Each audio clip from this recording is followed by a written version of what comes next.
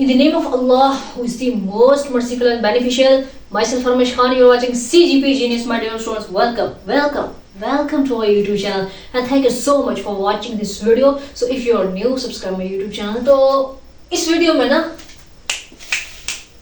Newton's first law of motion पढ़ लिया, Newton's second law of motion पढ़ लिया. क्या बात है, न्यूटन्स के जो लॉज है उसको डिस्कस कर रहे हैं, Newton's laws of motion.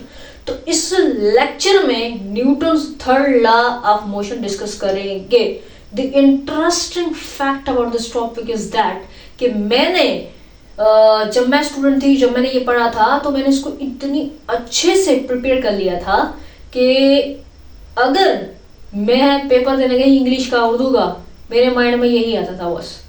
Her action का एक रिएक्शन होता है जो मिकदार में मुसावी लेकिन सिमत में मुखालिफ होता है. अबे यार ये उर्दू का पेपर है, अबे यार इंग्लिश का पेपर है, क्या हर एक्शन का रिएक्शन होता है. ओ भाई, इसकी स्टेटमेंट मेरे दिमाग में ऐसे बैठ गई थी ना. अगर आप लोगों ने ना इसको अच्छे से प्रिपेयर ना किया ना तो बहुत ही बुरी बात होगी. आपने सारे कंसेप्ट्स क्लियर करने हैं. ओके, सो इसकी जो स्टेटमेंट है उर्दू में यही याद रखनी है कि हर एक्शन का एक रिएक्शन होता है. ठीक है ना. आप अगर किसी को थप्पड़ मारो और वो कोई रिएक्शन ही ना दे, हाउ इज दिस पॉसिबल. ये पॉसिबल है कि अगर आप किसी को धक्का दे दो, किसी को मारो पीटो, किसी को गालियां दो, ठीक है, किसी को बुरा भला कहो, किसी को थप्पड़ मारो, कोई एक्शन करो और उसका कोई रिएक्शन ना हो, ये तो पॉसिबल ही नहीं है ना. ठीक है, हर एक्शन का एक रिएक्शन होता है जो मिकदार में मुसावी लेकिन सिमत में मुखालिफ होता है. मिकदार में मुसावी का क्या मतलब हो गया, ठीक है, मिकदार में मुसावी का क्या मतलब हो गया, जितनी जोर से किसी को थप्पड़ लगाओगे बदले में भी वो उतनी ही फोर्स से आपको लगाएगा. ठीक है, अगर आप किसी को प्यार से लगा दो, हो सकता है वो प्यार से, वो मतलब प्यार से लगाओगे तो हो सकता है वो प्यार से मारे, यानी जितनी जोर से मारोगे उतनी. थप्पड़ नहीं लगाना किसी को, इसको समझना है इसको, किसको, न्यूटन का थर्ड लॉ ऑफ मोशन जो उसको समझना है आपने. तो सबसे पहले स्टेटमेंट देख लेते हैं. यहाँ पर है हमारे पास फॉर एवरी एक्शन, हर एक्शन के लिए देयर इज ऑलवेज, यहां पर हमेशा है क्या, एक्शन का रिएक्शन है, an equal and opposite reaction. For every action there is always an equal and opposite reaction. हर एक्शन का क्या होता है, रिएक्शन होता है, इक्वल. ठीक है, यहां पर क्या है भाई, every action there is always an equal and opposite reaction. ठीक है, हर एक्शन का एक रिएक्शन होता है जो मिकदार में मुसावी लेकिन सिमत में मुखालिफ होता है. ठीक है, अच्छा, इसको हम यूं भी एक्सप्रेस कर सकते हैं, if one body exerts a force, अगर एक बॉडी एक्सर्ट करती है अ फोर्स, एक फोर्स एक्सर्ट करती है एक body on a second body. यहाँ पर जो बात याद रखने की है ना, हर एक्शन का एक रिएक्शन होता है. तो मतलब अगर एक बॉडी एक्शन करती है तो दूसरी बॉडी रिएक्शन देगी. ठीक है, एक ही बॉडी के ऊपर दोनों चीजें नहीं मुमकिन. ठीक है, एक ही बॉडी है वो एक्शन भी दे रिएक्शन भी दे, ये पॉसिबल नहीं है. दो बॉडीज होंगी हमेशा, एक बॉडी ए होगी, एक बॉडी है उसको नाम दे दो ए का, एक बॉडी है उसको नाम दो बी का. दो बॉडीज है, एक एक्शन करेगी तो दूसरे अपने रिएक्शन दिखाएगी. एक ही बॉडी एक्शन रिएक्शन नहीं दिखा सकती. ठीक है, हमेशा दो बॉडीज होगी. इसीलिए हम इसको इस तरह से एक्सप्रेस कर रहे हैं, if one body exerts a force on a second body, the second body also exerts an equal and opposite force on the first body. ठीक है ना. अच्छा, तो अब इसकी बहुत ज्यादा एग्जांपल्स हैं जिसमें से हम कुछ एग्जांपल्स को यहाँ पर आपने बताना है, लिख के बताना है डिटेल में. ठीक है, यहाँ पर मैंने दो एग्जांपल्स लिखी हुई हैं और साथ में इनकी फिगर्स भी बनाई हैं. ठीक है, मेरी ड्राइंग इतनी अच्छी नहीं है. ओके, सब यहाँ पर है, consider a book laying on a table. एक टेबल के ऊपर जो है बुक पड़ी हुई है. ठीक है ना, तो हम यूं कहते हैं, shown in the figure, the weight of the book is acting on the table. अब हमने जो बुक रखी है एक टेबल के ऊपर, तो हमने एक्शन किया है ना, बुक जो है उसको हमने बुक को ना टेबल के ऊपर आके रख दिया. अब वो टेबल ऐसे सो रही थी, फिर देखा है मेरे ऊपर बुक आ गई है. अब देखो ना, दो बॉडीज है, एक है टेबल, एक है बुक. तो जो बुक रखी हुई है टेबल के ऊपर वो क्या है, एक्शन, और जो टेबल बुक के ऊपर लगाएगी वो क्या होगा, रिएक्शन. मतलब कैसे कि ये जो बुक रखी हुई है ना टेबल के ऊपर, तो इस बुक का जो वेट है वो कहोगे अबे यार तो हल्की है, अबे यार तो इतनी वजनी है।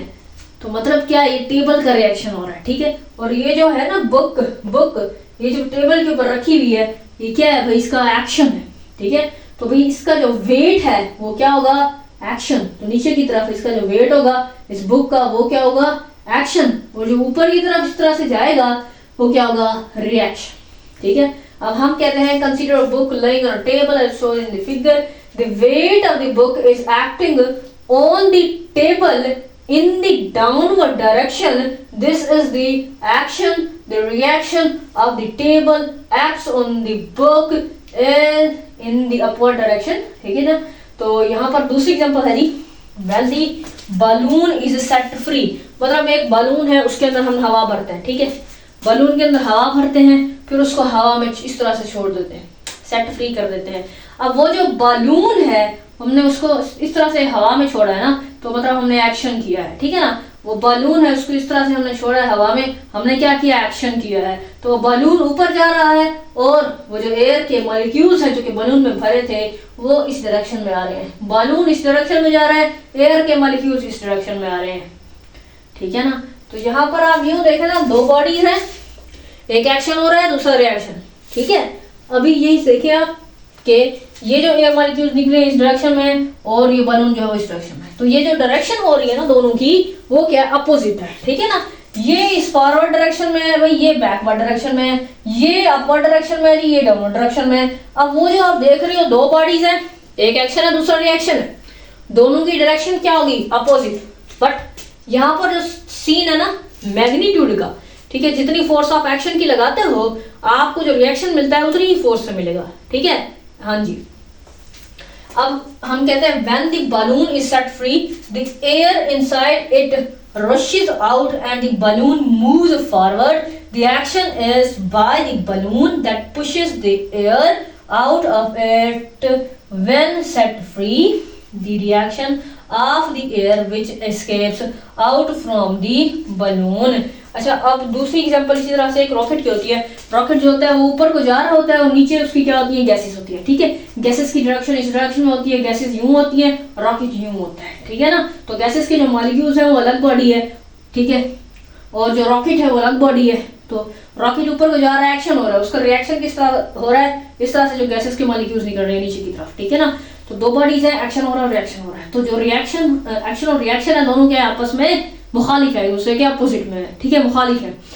ओके, सिम्प्ट में क्या होते हैं, मुखालिफ होते हैं, लेकिन मैग्नीट्यूड में इक्वल होते हैं, मैग्नीट्यूड में इक्वल होते हैं। अब ये मैग्नीट्यूड का जो मैं आपको बताऊं किस तरह से मतलब मैग्नीट्यूड में इक्वल होते हैं, मतलब ये तो आपको समझ आ गया, हर एक्शन का एक रिएक्शन होता है जो मिकदार में मुसावी, मिकदार में मुसावी का मतलब हो गया कि मैग्नीट्यूड में इक्वल होता है।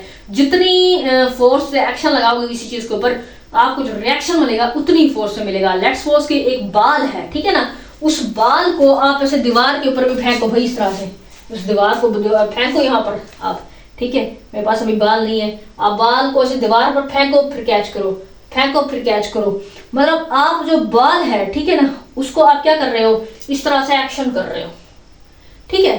अब वो दीवार पे लग रही है और जो दीवार पे लग के जो आपके पास वापस आ रही है ना इस तरह से, वो क्या हो रहा है, रिएक्शन हो रहा है, ठीक है, वो क्या हो रहा है, रिएक्शन हो रहा है, ठीक है।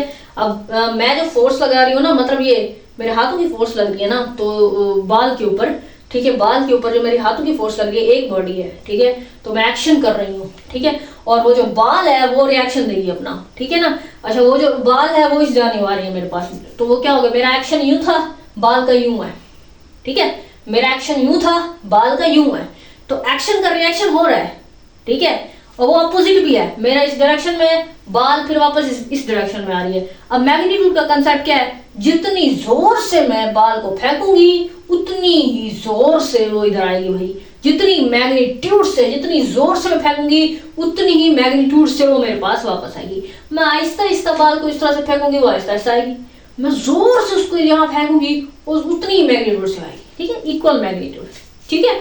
तो वो जो हम एक्शन करते हैं, ठीक है, फोर्स लगाते हैं, एक्शन करते हैं, तो उसका जो हर एक्शन का एक रिएक्शन होता है, मिकदार में मुसावी होता है, ठीक है ना, और सिम्प्ट में मुखालिफ होता है। ठीक है।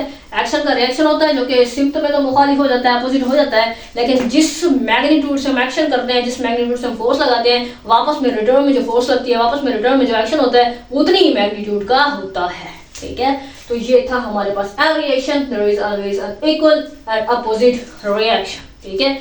ये भी स्टेटमेंट है, ये भी स्टेटमेंट है, दोनों इंपॉर्टेंट है, ये दोनों आपने अच्छे से याद करनी है। इसके साथ साथ आपने एग्जांपल्स देखनी है, और एग्जांपल्स अगर हम बात करें तो गन है, गन, ठीक है ना, बुलेट। अब वो जो बुलेट मतलब बंदूक चलाते हो आप, ठीक है, वो जो गोली निकलती है, गोली जब निकलती है वो आगे की तरफ जा रही होती है, ठीक है ना, वो क्या हो रहा है, एक्शन हो रहा है। वो बंदूक जो है पीछे की तरफ झटका खाता है बंदा, तो वो रिएक्शन होता है, ठीक है ना।